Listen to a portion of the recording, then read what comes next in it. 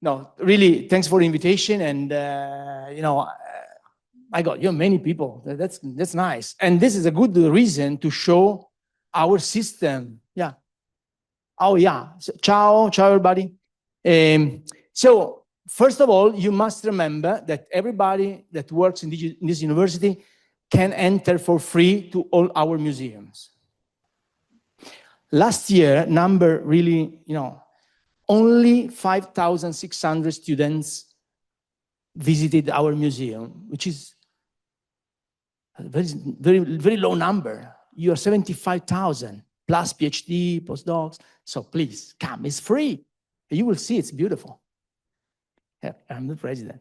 Okay, so I don't have much time. I don't want to bore you too much. I want to show you first very, very quickly a kind of history of our museums, our system, and then I will show every single museum quickly. Don't worry, I will not get you too bored. But we have 11 museums, okay? And it's full of history. And I have to say thanks to all my colleagues since 1222, because, our university has this crazy tradition of keeping all the sample, specimen, everything that we show to the students. Then if there are people that don't throw away the things, then these things become piece of museums. And today, only today we realize that, okay? And we have some samples that are unique in the world. And many of you don't know that. I didn't know as well. And I discovered a crazy world. And it was really fantastic. So let's probably start. Yeah, it's just a little delay. So let's start very quickly. 70, you see, okay, this doesn't work. I go with the mouse. 1733, we have this donation from Vallisneri. Remember, Vallisneri was actually a crazy person, very suitable for this university. He collected a lot of material around the world. And then, when he died, his son, Vallisneri Jr., decided to donate everything to university. And thanks to this donation, we opened the first natural science chair at this university. This was a very important point of our history. Then in 1739, we started the collection of the Museum of Physics. In 1774, Museum of Veterinary Medicine. And then in 1805, okay, Museum of Archaeological Science and Art. Be careful, 1822, sorry, I have to be fair. We are not talking about yet museums, but we are talking about starting the collections. Then the museums is always more complicated to say, okay, today we have a museum. I will show you this later.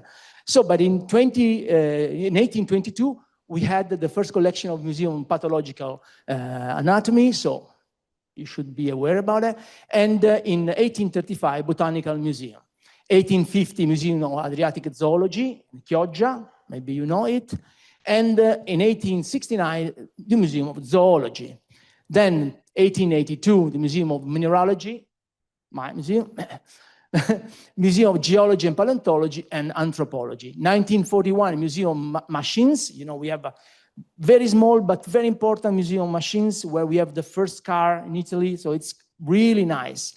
And finally, 1942, the Museum of Instruments of Astronomy in Asiago, okay?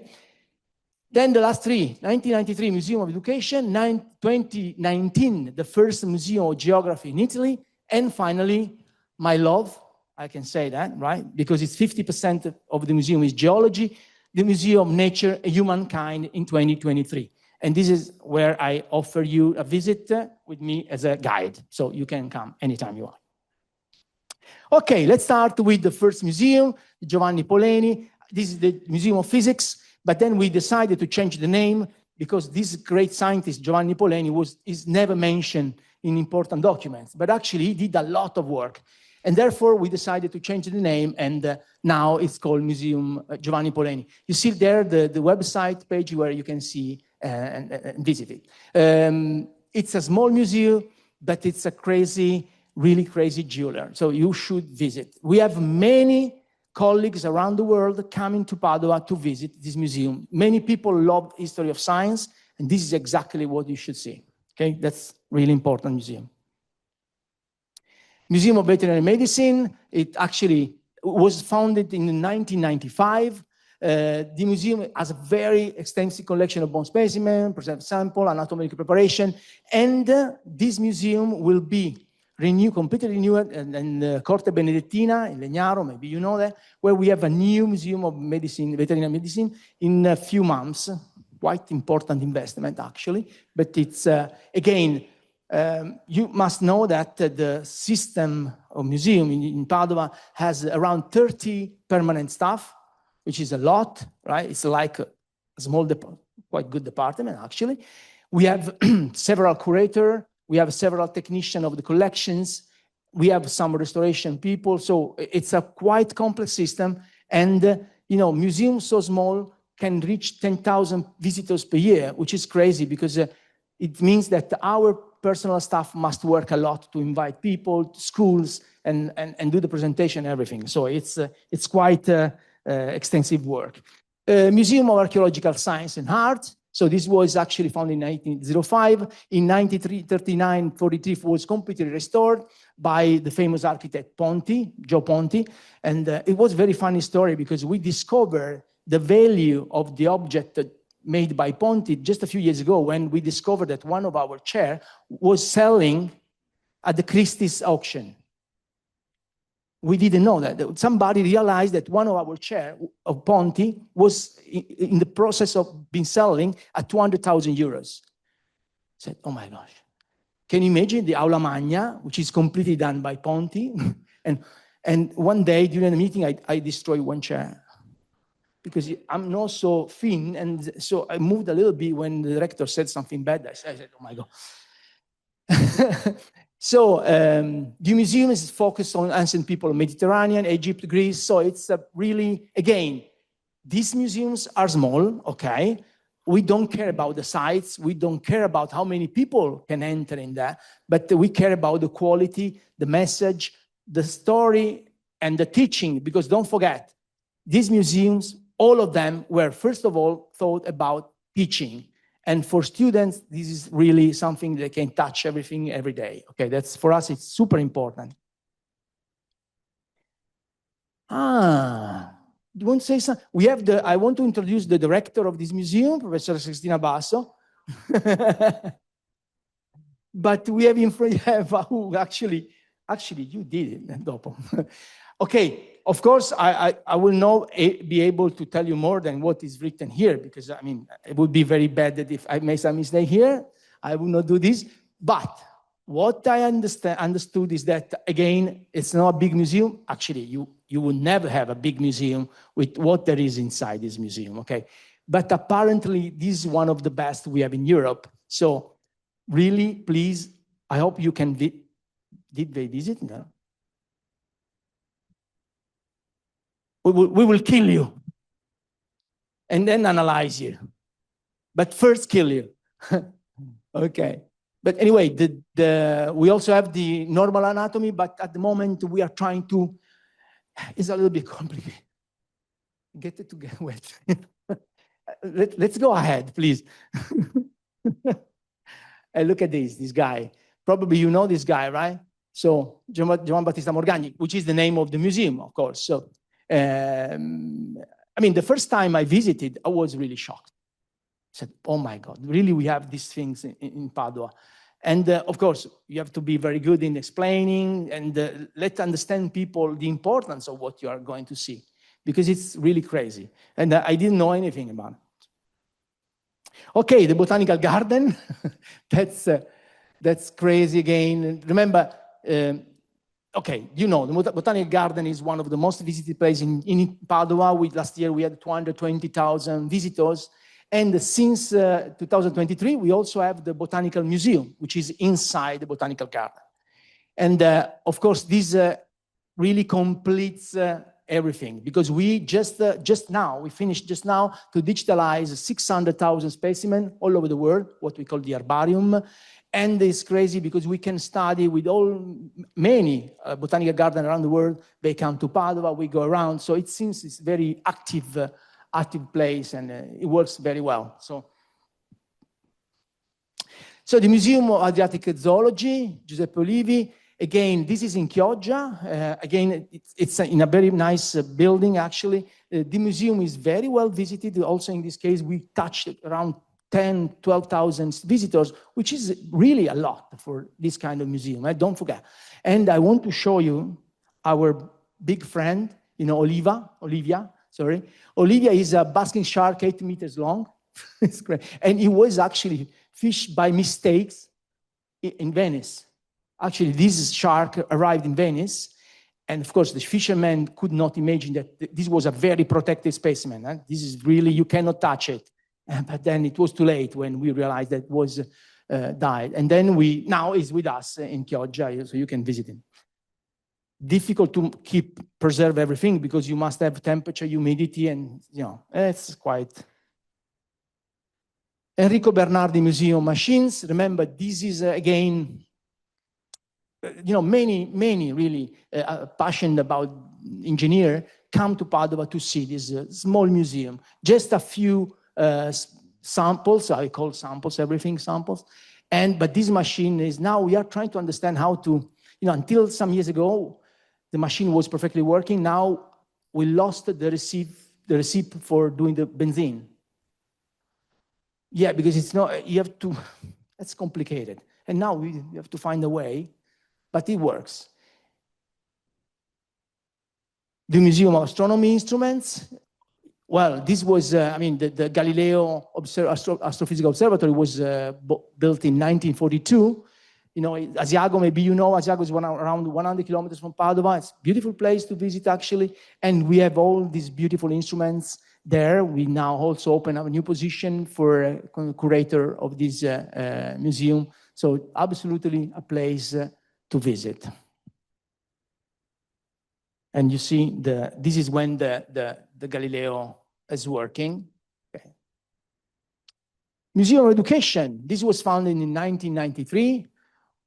It takes all the teaching. Now we are trying to combine, not just, when we talk about Museum of Education, we always think about education at the, let's say, elementary school. And actually, what we want to do in the next steps is to transform this also in teaching at the university and high school level. So let's see, it's another, let's say, step. The problem is that every time I propose a new museum, the university gets a little bit nervous. Yeah, because the problem is the money. You can have beautiful ideas, you can have crazy people, absolutely competent, but then you come back to the problem of money. And then we have the first Museum of Geography in Italy. This was actually the Geography University of Padua started in 1745. And therefore, we had the nautical science and geography. And then, of course, it was a natural consequence of this teaching tradition to open this museum. It's actually a quite nice museum, again, small in Wallenborg buildings, very nice to visit. We have a lot of globes, Mappamondi, very, very nice collection of globes around the world. That's nice. And then I introduce you the new child. So this was opened in June 2023. The name is Museum of Nature and Humankind. And actually, this is the last one, okay? Remember, this is the largest university museum in Europe. So we really did a good job. I mean, this is really big. In this case, yes, it's very big. And last year, it was voted anonymously as the third natural science museum in Europe after the National History Museum of London and Natural History Museum of Vienna. So we are really proud of this. We can still improve a lot, but the starting is very good. And it actually is composed by 4 sections. Therefore, this means that you should visit at least 4 times because every section takes a little bit of your time. The section of mineralogy, section of geology and paleontology, section of zoology, section of anthropology. You see the crocodile on the right side. And, when you visit the first time the museum, it's not clear unless you read very well the cards that almost all the fossils, almost all the specimens we have in the museum are from this region. So what I mean, 50 million years ago, 50. Here around, there were crocodiles. Now, also, we have crocodile, different types. They were probably more dangerous, okay? So it's really, I mean, we are proud of this because most of the collections are ours, okay? So also because at the moment, we could not be able to buy specimen. Can you imagine how, last year, the ministry obligated us to give a price, market price, to every single specimen in the museum. And this was really a complication because you should check around the world how much does it cost a crocodile of the Eocene epoch, 50 million years. So finally, we came out that this cost around 200,000 euros. But we have the tiger, 2 million euros. We have the elephant from Sicily, 500,000 euros. We could sell it and build another museum. Of course, you see, that was funny. Our Hippo, actually, he died a few years ago, and then the Department of Medicine, Comparative Animal, I don't remember the name of the department. They are very good in doing what we call taxidermization. So the skin is real, okay? So they reproduce the model, internal model, and they actually place the skin around, which is absolutely a difficult job. And look, if you visit the museum, you will see that most of the specimens are 200 years old. So 200 years ago in Padua, we were able to do taxidermization in a very, very, very well way. I mean, it was very difficult. The museum is 4,000 square meters of exhibition space, about 3,500 exhibits, but this is only 5% of our collection, 5%. And it was very funny with, we professors, we pretend to be also very good experts on how to exhibit our things, right? First mistake. We just want to show our things, we are not able to. And then there was a very complicated moment with the architect from Florence. And at the end he said, look, you should take away 50% of all you showed me. No, how can I say to my colleague to remove 50% of, this is important, what is this? Okay, so that's difficult to be a president of the museums because you have to, and you see on the left side, what is that? Which mineral is that? I'm a mineralogist. It's carbon, pure carbon. It's a beautiful octahedral diamond. Okay, we have some of them, but we cannot give it. Not yet.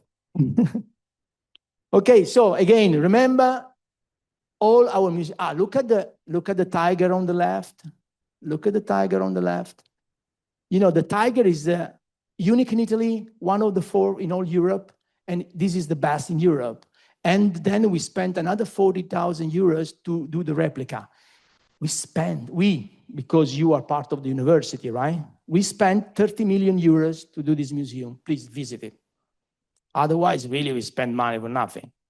Okay, and look also the room of the marine zoology. When the architect said, okay, this room without any protection, so you can imagine the children as soon as they enter in,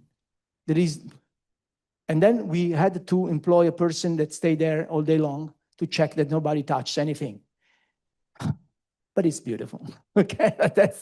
You can see the dynamics of the animals, the ocean on the roof, so we spend the money, but it looks like it works. Good. Now you have to read. No. Beyond our 11 museums, don't forget that we have a lot of collections that are not yet, let's say, established as museums. That's why the rector gets crazy with me, because the day that we opened the last museum, I said, Daniela, I would need another 20 million euros because we have a lot of things that we should still show. So if you want to put some money, please contact me and we will open another museum. Remember the Botanical Garden, but also remember that we don't have only museums. The Beau Palace actually last year was visited by 90,000 people, 90,000. It's like a real museum. Joe Ponti, the anatomical theater that you perfectly know probably. Look at that. And also remember Villa Bolasco in Castelfranco Veneto. It's a beautiful place, beautiful place. Thank you.